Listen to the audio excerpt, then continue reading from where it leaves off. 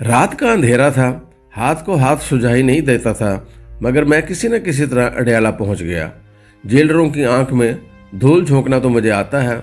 मैंने उन्हें बातों में लगाकर ऐसा उलझाया कि उन्होंने मुझसे तारुज न किया। मैं पूछता पुछाता खान की बैरक में जा पहुंचा।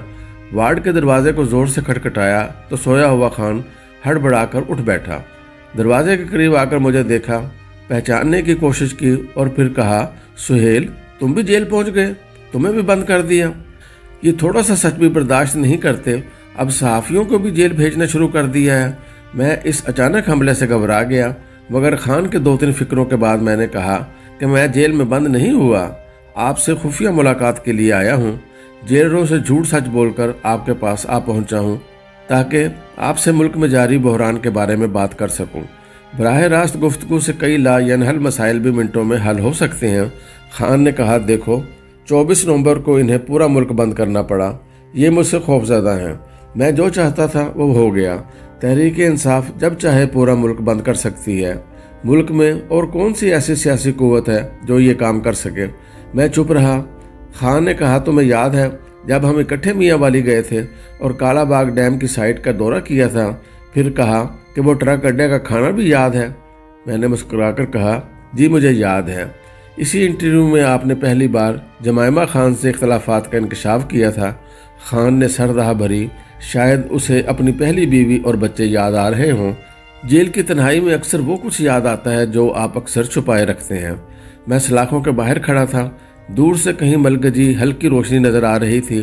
खान की सेहत ठीक ठाक थी, शेव बनी हुई थी। उसने बताया कि अभी उसने सख्त वर्जिश की है, इसलिए गहरी नींद ले रहा था। फिर बताया कि तहरीक जोरों पर है, काफिले रवाना हो चुके हैं। ये तब तक नहीं उठेंगे जब तक मेरी और तमाम कैदियों की रिहाई नहीं होती। फिर मुझसे पूछा, खैर तुम बताओ यहाँ कैसे आए हो? मैंने अर्ज़ की कि खान साहब, आप काफ़ी अंधेरे में रखे जा रहे हैं, आपको गलत इतलात मिल रही हैं। मैं आपको इलेक्शन से पहले कहता रहा कि आपको मकबूलियत तो हासिल है, कबूलियत हासिल नहीं। मेरा मजाक उड़ाया गया, मगर तलख हकीकत यही थी। आज मैं आपसे दस्त बस्ता अर्ज कर रहा हूँ कि आपकी मकबूलियत तो बरकरार है, मगर आपकी अपने चाहने वालों पर गिरफ्त नहीं है। पंजाब आपके हामियों से भरा पड़ा है। लाहौर में तहरीक इंसाफ का गलगला है, मगर कोई एक जुलूस, एक बड़ा जत्था या कोई मुश्तइल शख्स बाहर नहीं निकला, जिससे पता चल रहा है कि आपके पास ऐसा हजूम है जिसका कंट्रोल आपके पास नहीं है। आपके पास ना तंजीम है, ना डिसिप्लिन है। एहतजाजी तहरीक इसके बगैर नहीं चलती। पूरे पंजाब में सिर्फ मियाँ वाली से हथियार बंद सरफरोश निकले हैं और हिफाजती नाकों को तोड़ते हुए इस्लामाबाद के करीब पहुंचे हैं। हज़ारों का जुलूस सिर्फ पख्तूनख्वा से ही आ रहा है। बाकी सवाए अटक और मियाँ वाली के पंजाब में मुकम्मल सकूत है। इसे खौफ, दबदबा और आमराना हथकंडे कहना दुरुस्त होगा, मगर यह भी ज़रूर कहा जाएगा कि खौफ के बावजूद लगन और जज्बे की कमी है। शहदाई तो बहुत है सोशल मीडिया पर, मगर ये गुफ्तार के गाजी हैं, किरदार के नहीं।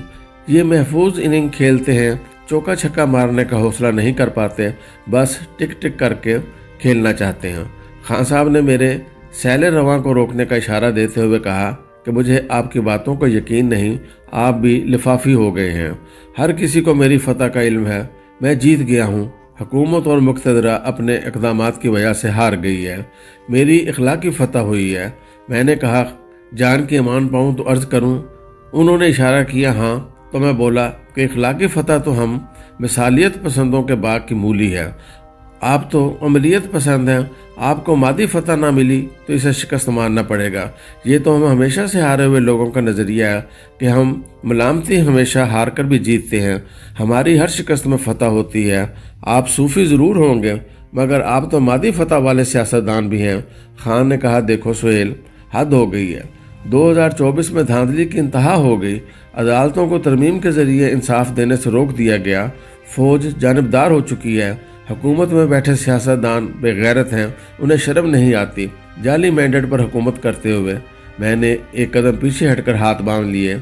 इमरान एक लम्हे के लिए शशदर हुए, फिर मुस्कुराकर बोले, क्या हुआ? मैंने अर्ज़ किया, जो आप कह रहे हैं। 2018 में यही बात आपके मुखालिफ कहते थे। वो कहते थे आप सिलेक्टेड वज़ीर आज़म हैं। वो कहते थे फ़ौज ने आपको जितवाया है। अदालतों ने नून के ख़िलाफ़ फैसले दिए थे اور اس وقت فوج آپ کے ساتھ ایک صفحہ پر ہوتی تھی اور آپ اس کا فخریہ اعتراف بھی کرتے تھے۔ ہو سکتا ہے کہ آپ کے ساتھ زیادتی ہو گئی ہو، مگر فرق تھوڑا بہت ہے۔ جو کچھ ان کے ساتھ ہوا وہی آپ کے ساتھ ہو رہا ہے۔ آپ کو درد زیادہ ہو رہا ہے۔ ناراض ہوتے ہوئے خان نے کہا کہ ہمارے ساتھ تو حد ہو گئی ہے، عورتوں تک کو بند کر دیا گیا ہے، گھر توڑ دیے گئے، اتنا ظلم کبھی نہیں ہوا۔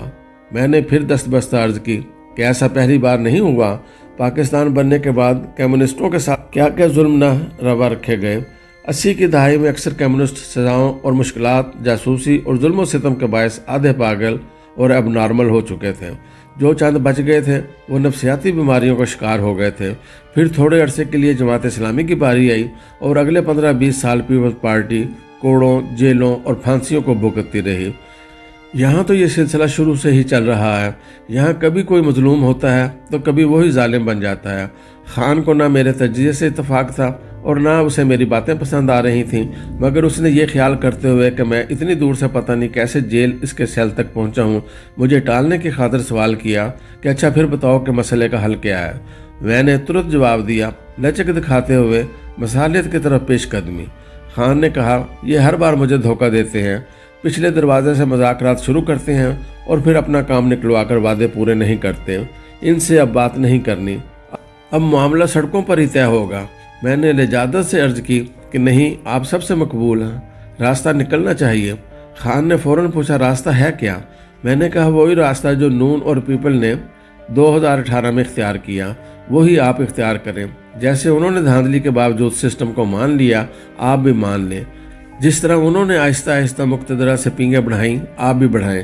قومی حکومت میں شامل ہو کر آئندہ انتخابات کو منصفانہ اور غیر جانبدارانہ بنوا لیں، یہی آپ کی فتح ہوگی۔ حکومت روز بروز غیر مقبول ہوگی، آپ اسمبلی میں بیٹھ کر اس پر تنقید کریں، ہڑتالیں، دھرنے اور لانگ مارچ چھوڑیں، اسمبلی کی سیاست کریں، لیڈر آف دی اپوزیشن بنیں، آئندہ حکومت کے لیے تیاری کریں، پہلے سے ماہرین کو بلا کر حکمت عملی طے کریں، نئے دور، نئی سیاست کا آغاز کریں۔ خان نے حیرت زدہ ہو کر میری طرف دیکھا، ایک رنگ غصے کا تھا اور ایک رنگ حیرت کا۔ پھر کہا، قومی حکومت پر بات ہو سکتی ہے۔ میرا دل خوش ہو گیا۔ میں نے آگے بڑھ کر خان سے وہ پورے جذبات میں ہاتھ ملانا چاہا تو اچانک اپنی گردن پر ایک اجنبی ہاتھ کی گرفت محسوس ہوئی اور پھر زور سے میری کمر پر ڈنڈے کا وار ہوا۔ میں شدت تکلیف سے دوہرا ہو گیا۔ تکلیف میں گرفتار سمجھ نہیں آ رہی تھی کہ یہ وار کس کا ہے۔ اچانک میں درد سے کراہتا ہوا اپنے بستر سے اٹھ بیٹھا۔